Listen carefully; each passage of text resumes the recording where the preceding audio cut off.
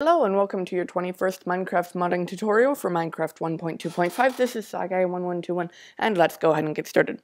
So, I know I said I would upload the adding the GUI to our furnace block video yesterday, but I had some technical difficulties which had resulted from my stupidity that I discovered about 30 minutes ago. Anyway, and they were very simple, which made me a bit mad at myself, but it makes it a lot easier once it's fixed. Now, I want to give a special thank you to the Mr. Buildcast. He gave me some help with this because he wanted the videos up, so he gave me a lot of help, and I doubt I could have gotten this out today without his help. So thank you if you're watching. And I have gone ahead and implemented some other classes. I will release these in Source with the... I will release these in Source because they are long classes. But this is tile entity red furnace, and what a tile entity is it basically stores the data that a block needs. Like a chest would have the data of what it has inside. This stores the data of what it has cooking.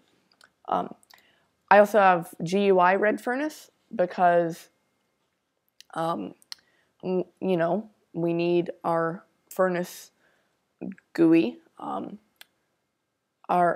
And otherwise I would use a normal furnace GUI, but this way it makes it easier to customize. And so let's go ahead and make everything work. So once you have these two, you'll notice there's one error here, and right here, because I haven't actually implemented this method yet. I have it all copied and pasted because it's like 200 lines of code or something, which makes it a pain to type on video because it's a pain to upload that. So the first thing we're going to want to do is, in our mod tutorial, we want to do modloader.register tile entity net.minecraft.src tile entity redfurnace.class redfurnace. This basically registers this tile entity. It's like registering a block. Now, in our block tutorial block, towards the top, we want to add a method, and that is public tile entity get block entity and return new tile entity red furnace. And you'll notice it's not giving us an override statement here. And that's because we need to go ahead and do extends block container. Now what this will do is it'll add the override arrow, and we know it's working. Now I have this code copied and pasted, and I'll paste it in because it's like 200 lines of code. And we also need to... Oh. Wrong class. Let me undo all of that. Make sure you don't do that. We need to go into our block red furnace. And this extends block container. And that was somewhat embarrassing. Public tile entity get block entity return new tile entity red furnace. Okay, now in the correct class, we'll paste this in. And let's see, where does this start? Okay, it'll start right here at this public void random display tick. What this is basically doing is it's getting the position of the little fire pit on the furnace, and it's spawning the particles. This is how you spawn particles, part1world.spawnParticle, and then a bunch of stuff, which I might make a video sometime on. Actually, I will make a video at some point on spawning particles, just not now. Now we want public Boolean block activated. This basically detects when you have right-clicked on the block, and it's getting tile entity red furnace, basically making sure there's a tile entity here, and if there is, then it's opening the GUI. This is how you open GUIs, modeler.openGUI, with the parameters an entity player, and then new GUI red furnace for this par5 entity player.inventory and tile entity red furnace. Now we have update furnace block state.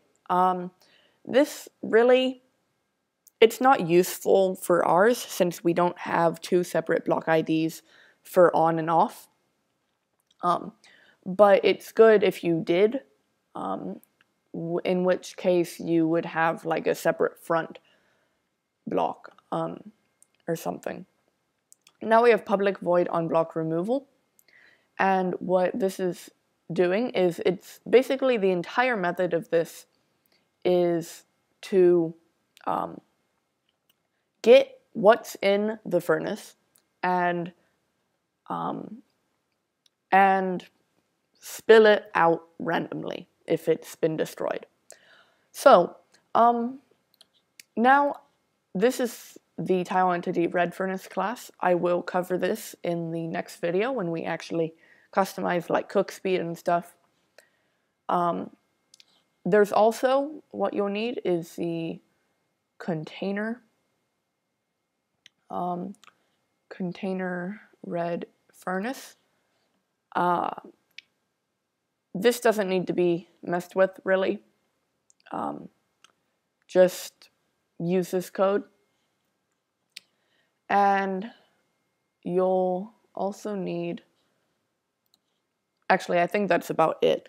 Everything you'll need will be in the zip. I'll even put the block red furnace in there. Don't like completely copy it. You can copy the container red furnace and the tile entity and the GUI, but don't make a red furnace using the exact same code and the exact same textures.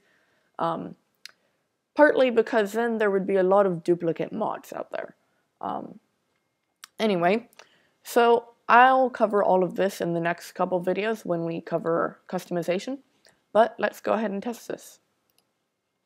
So let's see, the next video will be customizing like cook speed and stuff, and then, oh, and also adding recipes to it. Oh yeah, you will also need the this class, right, if I can find it, and that is red furnace recipes. This is basically so that we can add recipes to the class, which I'll cover in the next video. Okay, so now you'll see we have red furnace. I'm not going to cover in this video the GUI stuff. That'll be actually maybe in a later video outside of the normal furnace. Part 1, part 2, part 3 is adding the extra slots in the GUIs because that is a bit complicated to do. Yeah, so anyway, let's put in a piece of coal, wood, and you'll see it's not spawning the particles because we don't have the normal block ID set up, but you'll see that it works to cook normal stuff. So in the next tutorial, I'll talk to you guys about how to add recipes for only this block and also how to make it, say, cook super fast. So thank you for watching. Don't forget to subscribe, and I'll see you next time. Bye.